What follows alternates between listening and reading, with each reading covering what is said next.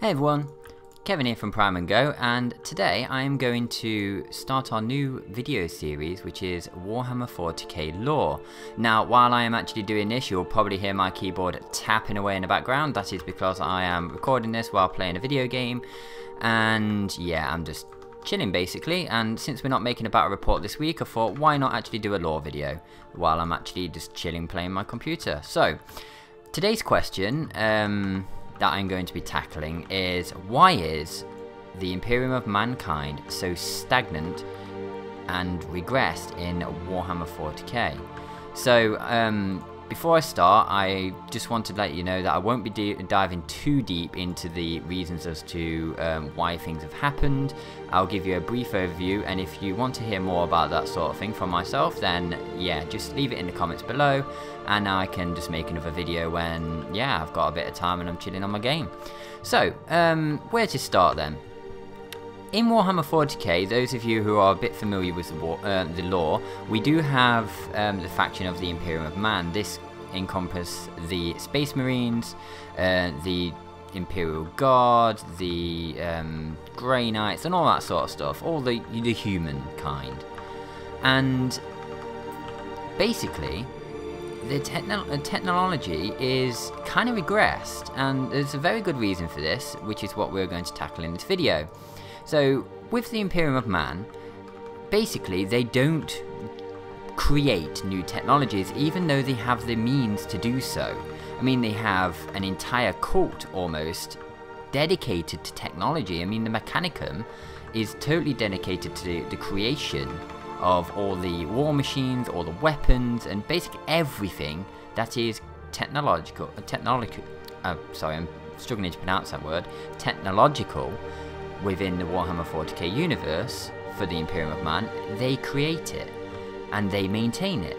So why is there a faction like this, but there is no progression? And to answer this question, we're going to have to go back a little bit, well before the Warhammer 30k, which is all the new box sets like the Burden of Prospero and all that stuff, way before all that, to the Dark Age of Technology.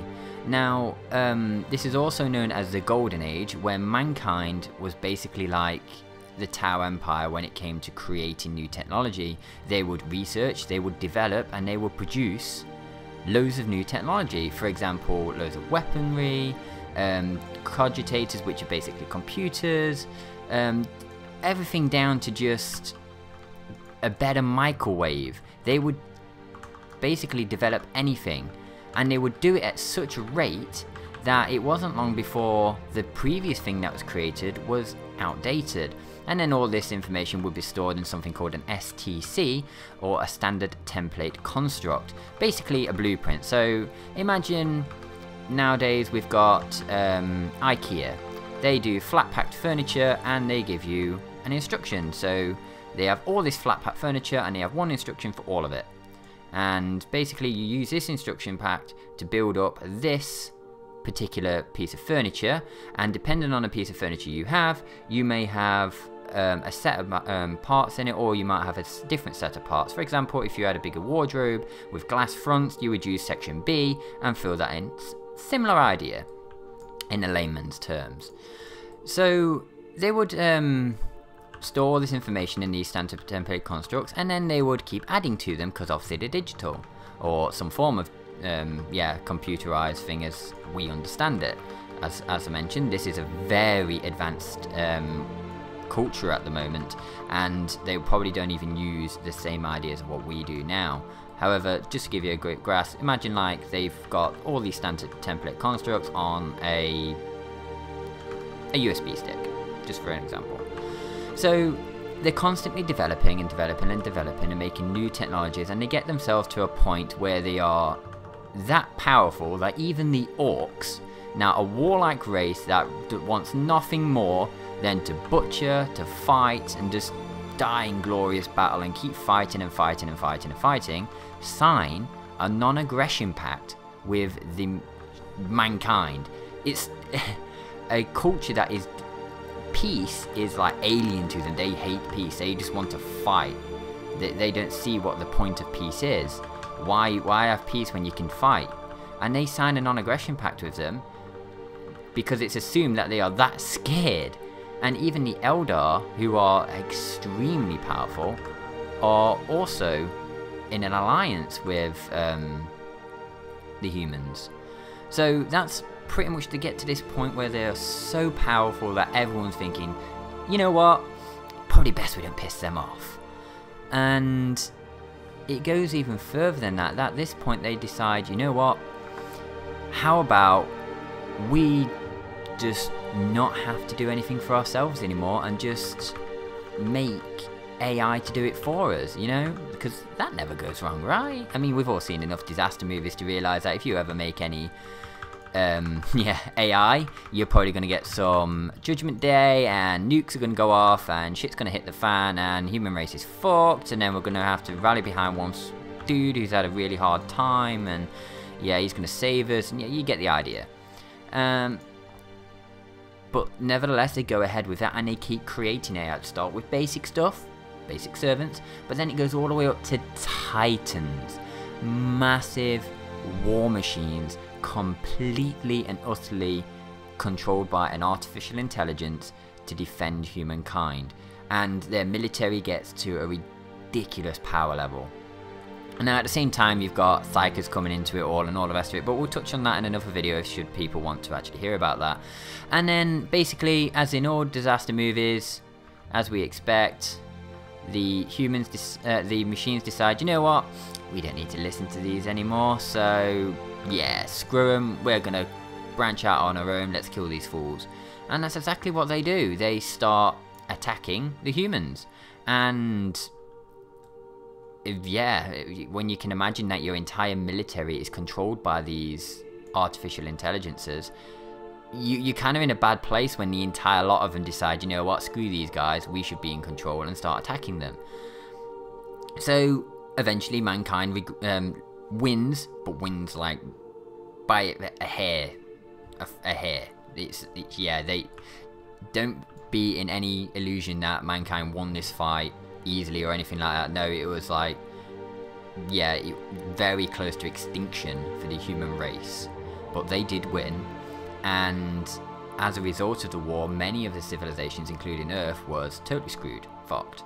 And then the Emperor come along and yada yada yada. Yeah, if you want to know more about that, we'll cover it in a different video. Back to the point. So,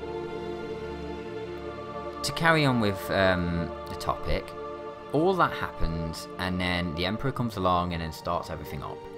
Now, you'd think with the Emperor around, and you know that you've seen all these new war machines, bolt guns and everything, the only thing the Emperor did really create is this Adeptus Astartes, and that's through genetic manipulation, and that's pretty much the only thing that was created to my knowledge, like from scratch, essentially, including the Primarchs. And when you actually look further into it, you'll also notice that all the power armor and everything was already created.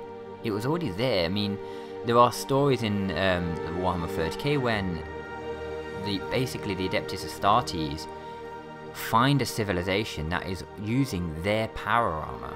Now they've only just found them, and they've got an STC, a working STC of the power armor, which is essentially the same as what they're using, obviously scaled down to fit a human. And not only that, when you actually look at the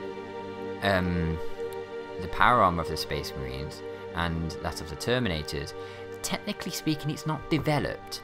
It hasn't been created. It's more that they found bits more of the STCs and then incorporated that and actually made the armor better. They're constantly recreating what was there before. And also with everything else, like the rhinos, the tanks and everything, yes, they may actually change a few variants of it. Like, for example, they will add like an extra gun, almost. Maybe a bit extra armor, that sort of thing, like double up the plating, but they never really tamper with the core design. It's all STC, and the reason for that is they are paranoid that their hubris of recreating new technologies and expanding is going to cause what happened again, what happened in the golden age of technology where the machines pretty much rebelled, to reoccur. So that fear and paranoia has basically outlawed all of like recreation. And now going to one of the actual books in the 30k series, Mechanicum, when people are actually there trying to recreate technology, once they finally do recreate something, it goes like horribly wrong.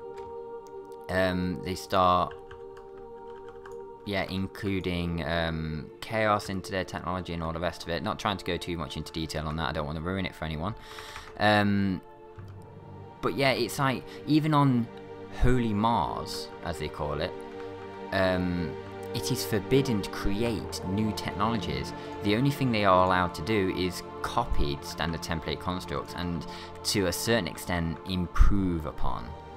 And that, when I say improve upon, it means it's very, very frowned upon. You should not tamper with this. These are basically holy scripts to the Mechanicum.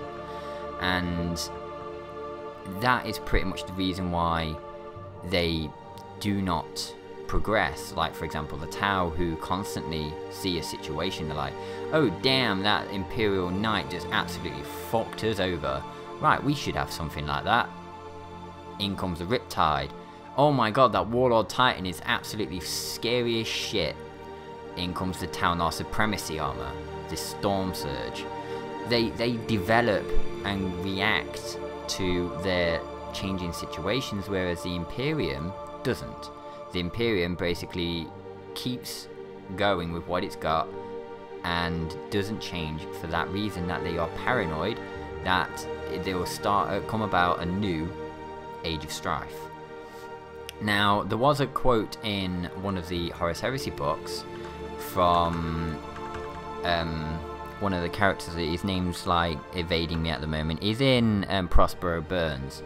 Basically, he's all about basically finding all the information of the past and making it readily available for everyone. And in that book, he actually asks a question, and the question is, do we even know why the Age of Strife happened? Now, we, being readers, do know because we've been told. It's all in the backstory, but the individuals of the 40k universe do not actually know exactly why it happened and are paranoid because of it. They think that anything could start a new Age of Strife, and they are terrified of it, so they keep away from everything that is shunned. Now, obviously, the Imperium is a big place, and while it is forbidden, just like Chaos is forbidden, and all like worship of the Chaos Gods, and any god other than the Emperor for that matter, there are people out there that do develop new technology. And in the same way, using alien technology is also forbidden. So not only can you not create new technology, but you cannot use technology of another race. So for example, if you say a guardsman is fighting Eldar or Tau, yeah, let's use Tau. So let's fight in Tau, and they realise that those rifles that the Tau are using are not as pathetic as their little Primus actually tells them there are. And they think, you know what, I'll just beat this guy to death with my little power axe, and I want to take that weapon because it's a pretty good weapon. And then they pick it up and they start shooting people, and they realise, wow, this thing is absolutely fantastic. And then let's say he goes even further. Let's say he thinks, well, actually, if I strap a bayonet to this, that means I'm good in close combat as well. So I've got my little ability to actually use that. And the Tau's weaponry, they have to use their helmets for their optics and all the rest of it. I don't think there's actually a sight on the weapon itself. So let's say they take a scope off their own rifle and then strap it to this one. And then they alter it a few things, like maybe the stock on the back of the gun is a bit too short, so they cut that one off and put a new one on from their own rifle and stuff. So they basically make a Imperium rifle, plasma rifle, or pulse rifle, sorry. And then they start killing people with it. Yeah, good, amazing for him. He's doing what he should be doing. He's killing, he's purging, and all the rest of it. However, word gets around that he is like this amazing guy. He's like killing loads of people with this gun that shoots light, and eventually the Inquisition will find out, because the Inquisition find out about everything. Word spreads, and they're constantly looking for this sort of stuff, and they come down with extreme prejudice when they find out about this. So, yeah, the Inquisition come over and find out that he's been doing this. Now, not only has he been using Xenotech, he's also combined Xenotech with Imperium Tech, which is highly heretical. Like, yeah, you should not be doing this. What will most likely happen to this rather forward-thinking guardsman is he will probably be killed very, very brutally. His family, if say he's a guardsman and he's got like a child or something like that, they'll be killed as well. His partner will be killed. Most likely his entire regiment.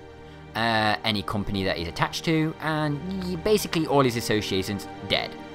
Now, the reason for this extreme purge is to make sure that he hasn't influenced anyone else that he's been in contact with. So they will absolutely, without prejudice, wipe the lot out. Now, the other extreme of this, if for some reason, like, they expected not only this weapon to be highly heretical because he's blended tech together. Let's say there was some form of chaos corruption in there. It doesn't have to be much, just the slightest hint of chaos corruption, and most likely they will absolutely wipe out the entire planet because there's one dude. This one dude would like wipe pretty much everything out because, yeah, they believe that stopping chaos corruption in its infancy is far better than dealing with the outcome. And also they believe that by this sort of thinking it can bring about a new Age of Strife, where, or Old Night as it's sometimes called, where Imperium is basically fucked. I mean, it barely survived the last one, and it's barely survived the Horus Heresy. Therefore, to go back to that would probably be the death of humankind all over. So, yeah, they just are so paranoid about actually creating new technology, using xenotechnology, and anything innovative, they just shun, like nowhere near. The only way that the Imperium gets new technology, and new with quotations that is by discovery of these STCs that I mentioned earlier. When they discover these things, they rediscover, think of it like archaeology. We go out, we discover some ancient Roman sword. We take it out of the ground and think, wow, that is an amazing sword, let's recreate it. We then recreate that sword, and that becomes a common weapon of the age. Instead of improving upon that design, thinking, you know what, if we combined it with this, this, and this, and this, we can make like some sword-throwing death machine. I don't know, I'm just pulling something out the top of my hat. They actually just recreate that element and then use it, and that's it. So everything that you see being released by Games Workshop for the Imperium, it's not actually new, it's old, just recreated. Now, there are some variations, as I mentioned again. You can actually change tiny little bits, like add a little bit extra armor and stuff like that, but it is so frowned upon, it's unreal, and really the only people that get away with it is Space Marines. And the reason why they get away with it is mainly because the Inquisitor at the time cannot deal with the chapter.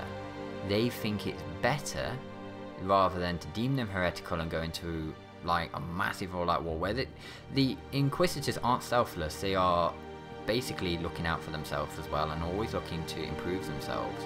There's a good few stories and everything in the actual some of the books that I've got where Inquisitors are literally backstabbing each other to become a higher level Inquisitor. But anyway, that's a story for another time.